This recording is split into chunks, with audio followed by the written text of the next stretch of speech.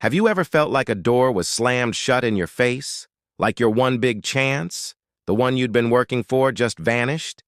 It's a gut-wrenching feeling, isn't it? Today, I want to share a story about someone who faced exactly that.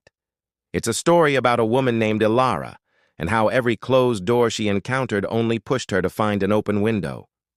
Ilara wasn't born with a silver spoon. She grew up in a small town where dreams were often just that, dreams. But she had a fire in her, a passion for architecture, not just for building houses, but for creating spaces that made people feel alive, connected, and happy. She spent her nights sketching, her weekends building models out of scrap material, and every spare moment devouring books on design. Her dream was to get into the most prestigious architecture school in the country, the one that was known for producing legends. For years, that single goal was her North Star. She poured everything she had into her application portfolio. Every line she drew, every model she built, was a piece of her soul. She sacrificed parties, holidays, and countless hours of sleep. When she finally sent it off, her heart was a mix of terror and hope. She believed with every fiber of her being that this was her path. This was the door she was meant to walk through. Then, the letter came. A thin, impersonal envelope that held her future. Her hands trembled as she opened it. The words were cold, clinical. "We regret to inform you." The door hadn't just been shut, it had been bolted and barred. Her world crumbled. All those years of work, all that sacrifice, felt like it had been for nothing. For weeks, she was lost in a fog of disappointment. The dream she had nurtured for so long had died. But here's where the story takes a turn. While staring out her window one afternoon, watching kids play in a neglected park, a different kind of spark ignited within her. The park was drab, uninspiring, with a broken swing and a rusted slide. She saw the kids trying to make the best of it, their imaginations filling in the gaps. And she thought, why should they have to imagine? Why can't their reality be beautiful? Suddenly, the rejection letter didn't seem like an end. It felt like a redirection. The prestigious school wanted her to design sleek multi-million-dollar high-rises. But her heart, she realized, was here, in the overlooked corners of her own community. Her passion wasn't just about grand structures, it was about the impact of design on everyday life. So she opened a window. It wasn't a grand, arched window of a famous institution, but a small, humble one. She started a local initiative called Project Playground. She drew up plans not for skyscrapers, but for vibrant, imaginative play spaces. She used her portfolio, the very one that had been rejected, to show local business owners what was possible. She pitched her vision with a passion that was impossible to ignore. It wasn't easy. The first person she approached, a hardware store owner, laughed at her. "A park? Kid, we've got real problems." Another closed door. But Ilara didn't give up. She went to the next business and the next. She organized community meetings, bake sales, and crowdfunding campaigns.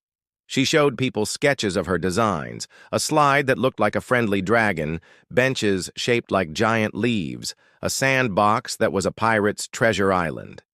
Slowly, people started to see what she saw. A mother who was tired of her kids being bored indoors donated a few dollars. A retired carpenter offered to help build the benches. The hardware store owner who had initially laughed came back and offered to donate all the paint. One small window had opened, and then another and another. The community started to rally around her vision. The day the first redesigned park opened was more triumphant than any graduation ceremony could have been.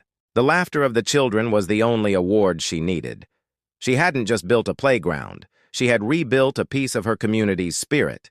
She had taken a personal rejection and turned it into a collective victory. From that one park, Project Playground grew. Towns and cities started hearing about this young woman who was transforming forgotten spaces. They didn't care that she didn't have a fancy degree. They cared about the joy she was creating, They saw the tangible results of her work. Ilara started getting commissions to design community centers, public gardens, and libraries. She opened her own small firm, hiring other young, passionate people who, like her, may have had doors shut on them. Her designs were never featured in the glossy magazines that celebrated her old dream school, but they were featured in the hearts of thousands of people. She was creating architecture that breathed, that served, that healed. She found that there wasn't just one door to success. There were countless windows waiting to be opened by anyone with the courage to look for them. Ilara's story is a powerful reminder for all of us. Sometimes the path we're so convinced is the only one for us isn't our true path at all. Sometimes a rejection is not a verdict on your worth, but a cosmic nudge in a better direction. It's a chance to reevaluate what truly drives you. Is it the prestige, the title, the approval of others? Or is it the impact you want to have, the change you want to see in the world? When a door slams shut, it's okay to feel the pain. It's okay to grieve the loss of that specific dream. But don't stay there. Don't stare at the closed door for so long that you miss the sunlight streaming through the window right next to you. That window might lead to a path you never considered, a path that is more authentic, more fulfilling, and ultimately more you. So the next time you face a no, a rejection, a closed door, remember Ilara. Remember that it might just be the universe's way of telling you to stop knocking and start building your own way in. Look around. What windows are open for you? What overlooked opportunities are waiting for your unique passion and talent? Your greatest success might not be behind the door that just closed, but through a window you haven't even noticed yet. Thank you so much for watching and spending this time with me. If this story resonated with you, please hit that like button and subscribe to the channel for more content like this. And I'd love to hear from you in the comments. Tell me about a time a closed door led you to an open window. Until next time, keep looking for the light.